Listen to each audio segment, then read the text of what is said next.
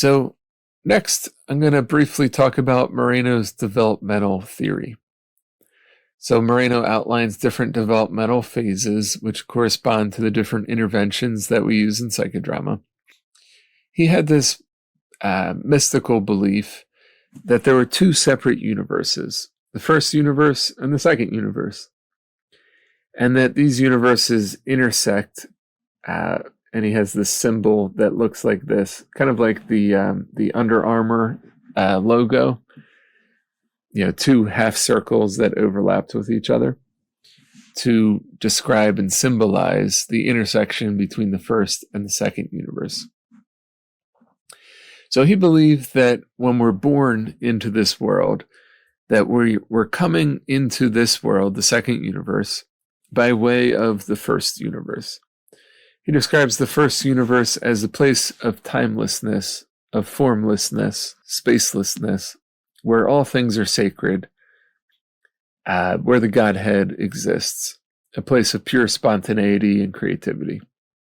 And that we're thrust into the second universe, this universe of form, of space, of time, of cultural conserves and limitations.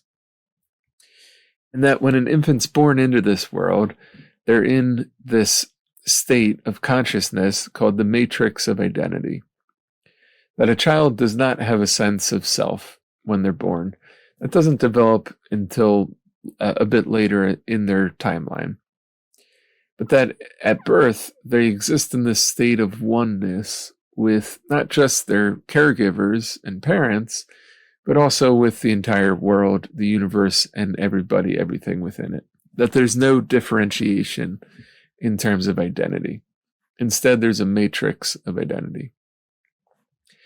And that the first phase of Moreno's developmental process is the doubling phase. This is where caregivers of an infant, when they're attuned to the infant, would offer doubling that would help a child give voice to what they're feeling, what they're experiencing, help them label internal sensations and feelings and experiences.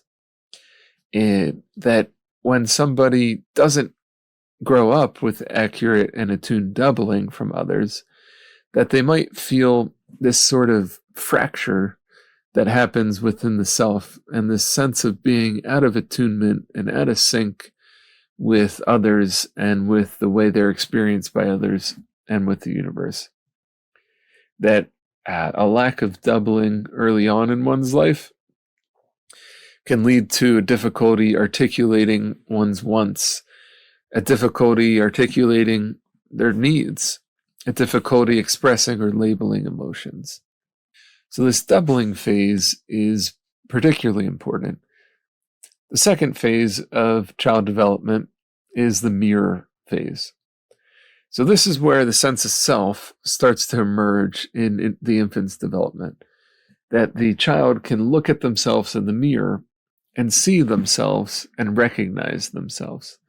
They start to separate themselves from others psychologically, and they can start to develop a sense of individual personality. And so a child whose developmental needs are not met in this stage might struggle with a sense of enmeshment or codependency with others, or a really distorted sense of themselves. They might not be able to see themselves clearly. The third phase of Moreno's child development is the role reversal phase. And so this is where the child gets to a point where they can psychologically imagine what somebody else might be seeing, thinking, hearing, or experiencing. They start to develop a sense of other people's experiences and feelings and perspectives. So a child that experiences trauma at this phase might struggle with the capacity to consider other people's experience.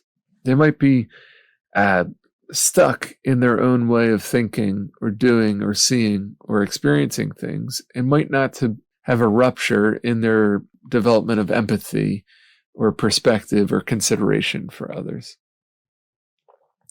So these were the three phases of Moreno's developmental theory. Zerka Moreno expanded this original theory to include different phases throughout the entire lifespan, modeled after Erikson's psychosocial stages of development.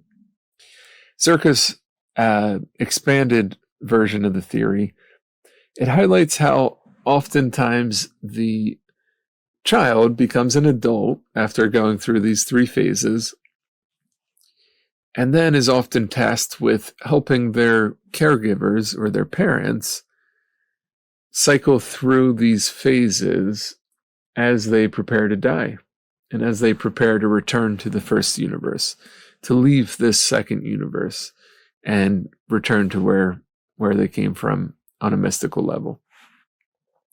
That the adult child is often offering doubling for their aging parent, helping the parent to articulate their wants, their desires, their needs, to label their feelings and drives as their cognitive abilities start to decline. That the adult child is often providing a sense of mirroring, helping their parent, their aging parent, accurately see themselves and the changes that they're experiencing in the aging process. And that the adult child often must role reverse psychologically with their aging parent to see things from their perspective, and vice versa, to help them transition back to the first universe. So there's a really cyclical process of life outlined in Zerka's expansion of the developmental theory. So the developmental theory is all based in relationships, and it highlights how we develop and our sense of self emerges in relationships to others. Now, related to that is psychodrama's theoretical orientation.